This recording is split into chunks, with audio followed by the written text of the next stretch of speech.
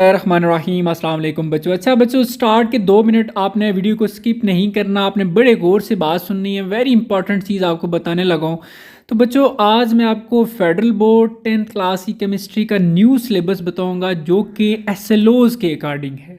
इसके साथ साथ बच्चों एक इम्पॉर्टेंट बात आप ये भी सुन लें, आपने केमिस्ट्री की पूरी बुक तैयार नहीं करनी, आपने जस्ट वो टॉपिक्स तैयार करने हैं जो अभी मैं आपको बताऊंगा, क्योंकि फेडरल बोर्ड ने एक सिलेबस दे दिया है कि आपने ये सिलेबस तैयार करना है। बाकी बुक्स जस्ट रेफरेंस बुक हैं, रिकमेंडेड बुक्स हैं।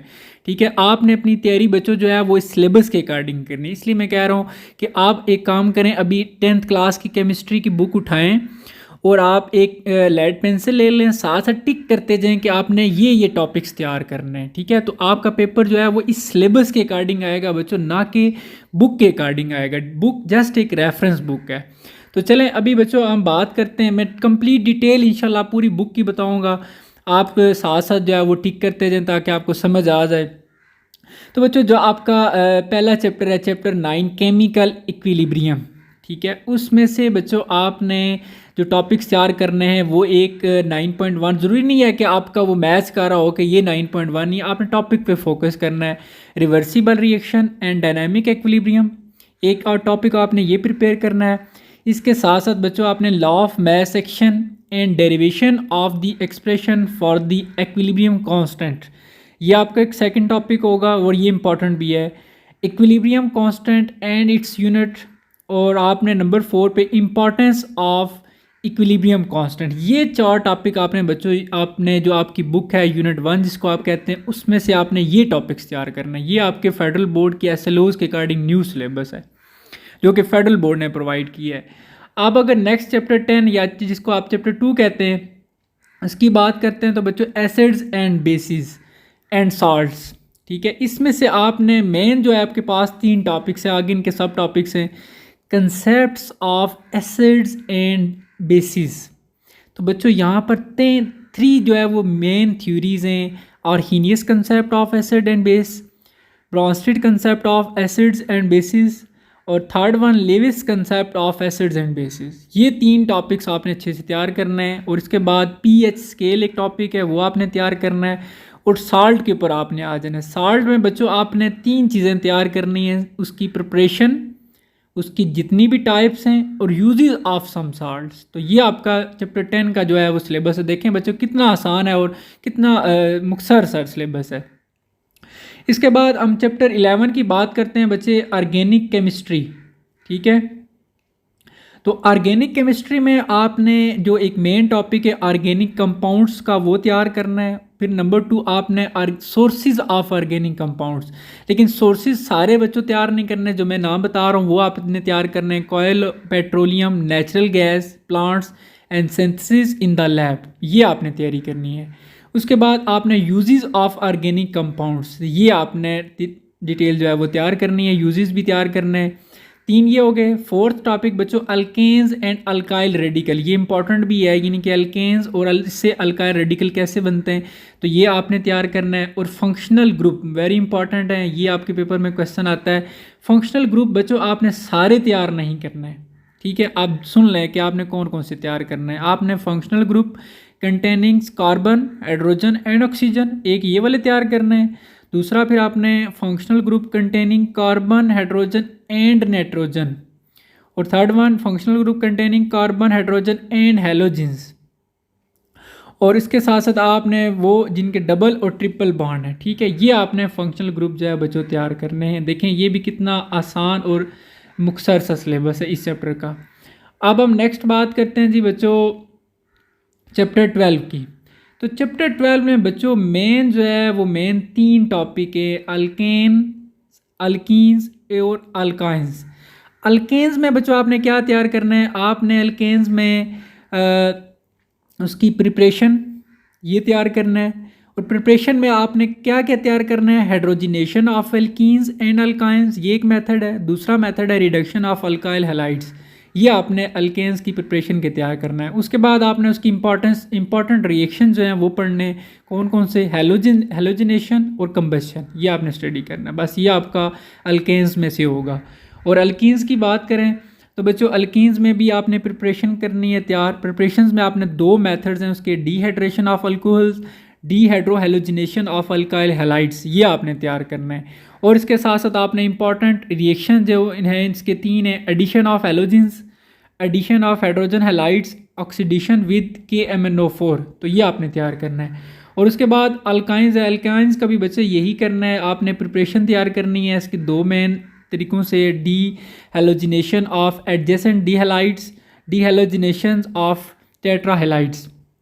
और इम्पॉर्टेंट रिएक्शन है addition of halogens, oxidation with KMnO4, oxidation with KMnO4, ये इंपॉर्टेंट भी होते हैं उसके भी, एल्कीन्स के भी, तो ये आपने अच्छे से जो है वो प्रिपेयर करना है।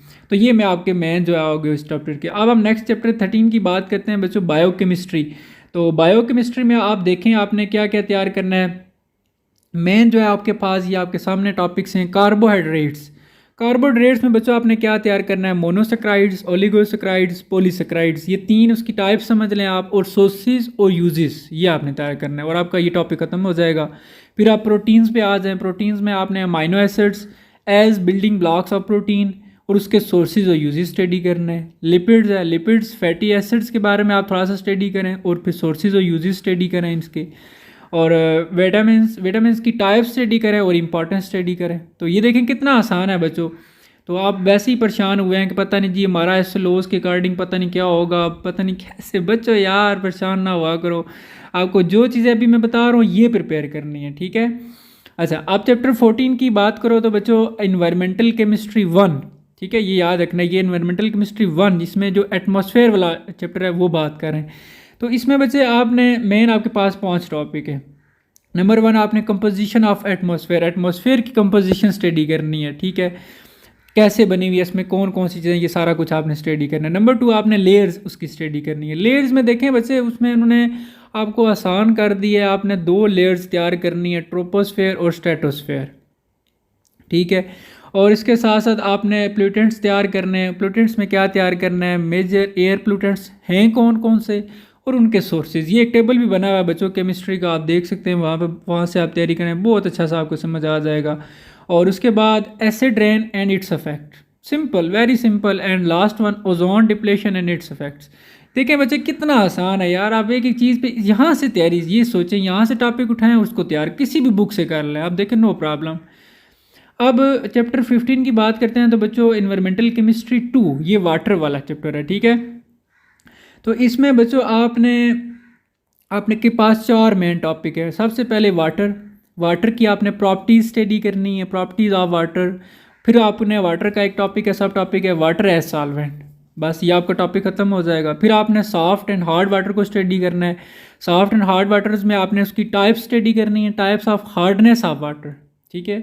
तो हार्ड वाटर की जो टाइप्स हैं वो आपने स्टडी करनी है। फिर हार्डनेस को रिमूव करने के मेथड्स हैं, वेरी इंपॉर्टेंट हैं, मेथड्स ऑफ रिमूविंग हार्डनेस और डिसएडवांटेज ऑफ वाटर हार्डनेस, तो ये आपने स्टडी करना है। वाटर पोल्यूशन में आपने क्या स्टडी करना है बच्चों, industrial waste, household waste, agriculture waste, ये सारे यानी कि ऐसे वेस्ट हैं जो वाटर पोल्यूशन क्रिएट करते हैं, तो ये 3 आपने तैयार करना है।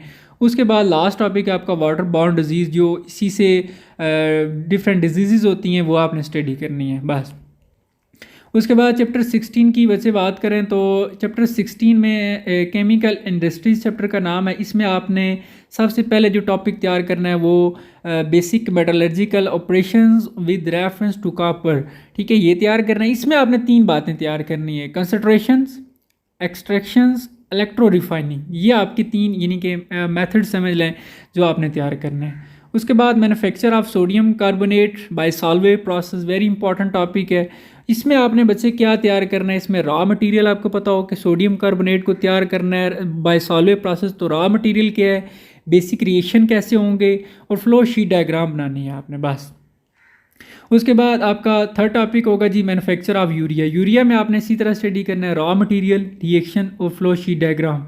और उसके बाद पेट्रोलियम इंडस्ट्री में आपने इसमें क्या तैयार करना है, पेट्रोलियम को स्टडी करना है टॉपिक को, origin of petroleum, mining of petroleum, important fraction of petroleum. तो देखें ये भी आपका बहुत इजी है, ये आपने जस्ट इसमें से तैयारी करनी है।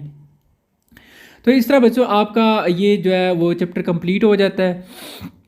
देखें कितना आसान है और आपकी केमिस्ट्री ये है सारी, ये यहाँ से आप टॉपिक उठाएं, आप किसी भी बुक से तैयार करें, चाहे आप यानी कि वो पंजाब की बुक से स्टडी कर रहे हैं, फेडरल की किसी बुक से स्टडी कर रहे हैं, बलूचिस्तान टेक्स्ट बुक से कर रहे हैं, तो आप बच्चों किसी भी बुक से तैयारी कर सकते हैं। ठीक है, तो देखें ये आपने टॉपिक्स को फॉलो करना है। इंशाल्लाह मैं बाकी सब्जेक्ट्स का भी बताऊँगा, आपने बिल्कुल परेशान नहीं होना बच्चों। अगर आप इस चैनल पर नए हैं तो लाजमी सब्सक्राइब करें, और ताकि आपको तमाम अपडेट्स जो है वो मिलती रहें। अपना ख्याल रखें बच्चों, अल्लाह हाफिज़।